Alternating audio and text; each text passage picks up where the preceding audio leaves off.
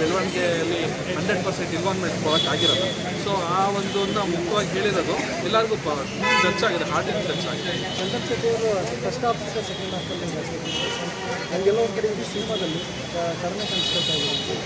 ಇಲ್ಲ, ಅದು ಸ್ಟೋರಿ ಹೆಂಗೆ ಬೇಕು, ನನ್ನ ಸ್ಟೋರಿನೆಲ್ಲೂ ಡಿಸ್ಟರ್ಬ್ ಮಾಡೋದು. Because I want to be an actor, ಒಬ್ಬ ನಟನಾಗಬೇಕು ನಾನು.